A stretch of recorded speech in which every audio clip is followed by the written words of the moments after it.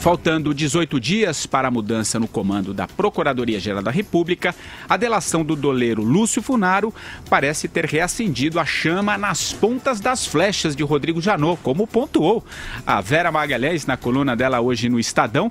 A ideia é combinar aí as delações do dono da JBS, Joesley Batista, e de Funaro para embasar a nova denúncia contra o presidente Temer, que deve sair ainda nesta semana. Será? A Vera vai falar disso já já.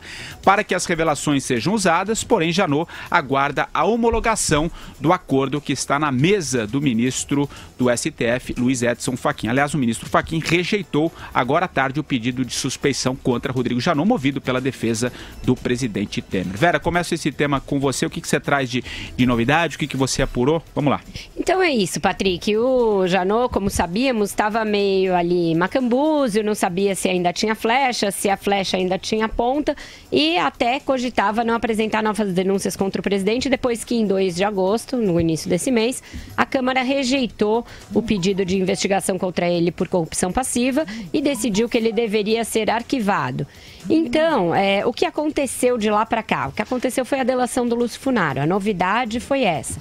Ela deve embasar uma ou duas novas denúncias contra o presidente, a saber se o Janot vai fazer a denúncia em 1 ou 2 inquéritos em que ele é investigado. Um deles é o de obstrução de justiça. Por quê? Porque Funaro também é citado por Joesley Batista como um dos casos em que ele estaria atuando para calar alguém que poderia causar potenciais problemas para o PMDB. O outro caso é o chamado quadrilhão do PMDB. É um inquérito que já estava aberto, no qual o presidente foi incluído por decisão de Janot e que foi acatada por Fachin, mas que ainda está para ser relatado pela Polícia Federal. Nos 2 casos há problemas de timing, tá? A delação do Lúcio Funaro ainda não está homologada pelo ministro Fachin e esse inquérito do quadrilhão do PMDB ainda está na PF para ser relatado. O Janot pode denunciar os réus, os investigados, antes da PF concluir o inquérito? Pode. Isso é feito em muitos casos. Mas aí denotaria ainda mais assodamento dele para fazer a denúncia contra o presidente. Então a gente está numa questão aí de timing delicada. Eu acho que por conta disso pode ser que não saia esta semana a denúncia, mas 1 ou 2, uma pelo menos virá, isso é certeza. Está ansioso para falar lá o nosso Carlos Andreasa. Vai, Andreasa. A crise deflagrada pela delação dos Batista, né, sobretudo do Joesley, decorreu fundamentalmente da acusação, né, que derivou daquela gravação clandestina feita pelo Joesley no Palácio do Jaburu, segundo a qual o Michel Temer, junto com ele, teria manobrado para calar a boca, né, com dinheiro de Eduardo Cunha e Lúcio Funaro, né? É mais ou menos isso. Dali, né, tudo derivou, inclusive a primeira denúncia. Mas esse fato consistiria numa denúncia que ainda não veio, a denúncia de obstrução de justiça. Pois bem, a pergunta fundamental é a seguinte: o que o Lúcio Funaro precisa responder nessa delação?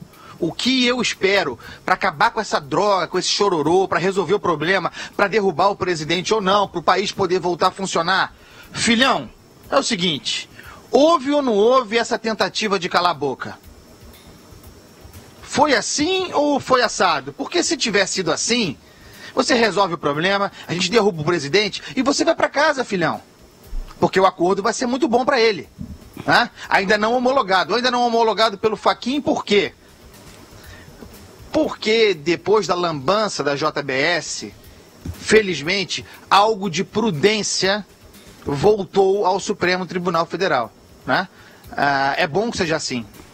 Se o Janot age assodadamente, se ele tem uma agenda, um calendário próprio que coincide obviamente com o fim do seu mandato, cabe ao Supremo botar os freios necessários para que as coisas ocorram num tempo republicano, que não é o do senhor Janot. Madu.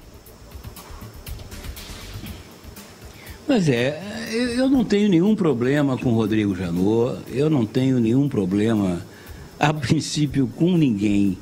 Eu só acho o seguinte, as coisas têm que ser passadas a limpo, as coisas têm que ser esclarecidas.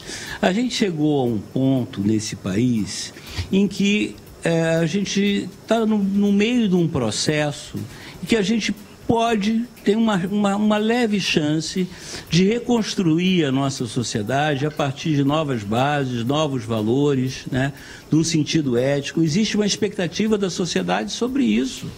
E isso é que eu acho que me preocupa, é isso que eu levo em consideração. Caso haja uma falha nesse processo, uma solução de continuidade, uma quebra, eu acho que vai haver uma grande desilusão por parte da sociedade.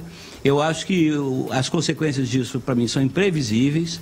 Agora, para o Brasil como um todo, o que eu vejo claramente é que aí o nosso destino, o destino desse país vai se transformar numa enorme república de bananas, subdesenvolvida, como essas ditaduras africanas, onde os estrangeiros vão lá, pegam o que querem, a população continua vivendo à míngua, os países da África subsaariana praticamente não são considerados internacionalmente do ponto de vista de diplomacia e de economia, ou seja, esse seria o nosso destino. Esse país continental, com enorme potencial natural e tal, mas com uma sociedade fraca, com instituições frágeis. Eu acho que isso é que me preocupa. Essas picuinhas pessoais, isso não me preocupa. Então, o que eu quero ver é onde isso vai. Eu acho que o dia 17 de setembro, que termina o mandato do Rodrigo Janot, para mim é um dia como outro qualquer. Eu espero, por exemplo, que a Raquel Dodge continue conduzindo esse processo e o leve a bom termo, assim como o judiciário leve a bom termo, que eu acho que essa é a expectativa do povo brasileiro. Isso que é meu interesse. Se o Rodrigo Janot não é Rodrigo Janot, se é Temer, se é Fufuca, isso aí vai passar. Esses caras vão pro lixo da história. É isso que vai acontecer.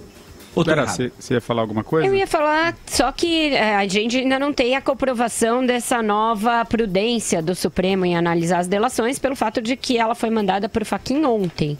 Então pode ser que até o fim da semana ele homologue, e aí seria rápido, de qualquer maneira. O que a Procuradoria-Geral da República diz? Diz que há casos de delator único, como é o caso do Bolonha Funaro, em que as homologações saíram num intervalo de 24 ou 48 horas, que há vários casos na própria Lava Jato. Com isso, eles estão demonstrando justamente essa pressa que o Andreasa se referiu, um assodamento. Eu não acho que o Fachin vai decidir isso tão rápido, principalmente porque essa é uma delação que foi e voltou, ficou encruada há muito tempo. Então, eu acho que realmente é de bom alvitre que se olhe direitinho o que ele falou, por que das outras vezes não deu certo e agora deu, que se faça um retrospecto dessa delação para ver justamente o que foi sendo ajustado e a que isso corresponde, a quem interessa e etc. E com relação ao tal quadrilhão do PMDB, o que o Bolonha Funaro pode dizer referente a esse atual mandato do Temer? Isso é uma outra dúvida que existe. Porque esse quadrilhão diz respeito a fatos do governo Dilma I, principalmente. Então, o Temer não pode ser processado no exercício do cargo por fatos anteriores ao mandato. Então, pode ser que isso também não ajude muito. A gente tem que esperar para ver.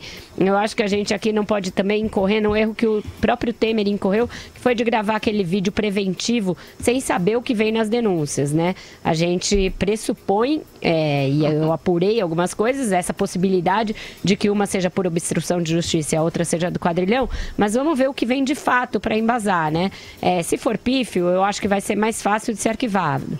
Se não, vai dar mais um trabalhinho para o governo. Diga lá, Andreasa. A gente tem a apuração possível e o histórico, O histórico da atuação relativa ao presidente da República, do Janot, da Procuradoria-Geral da República, é de assodamento.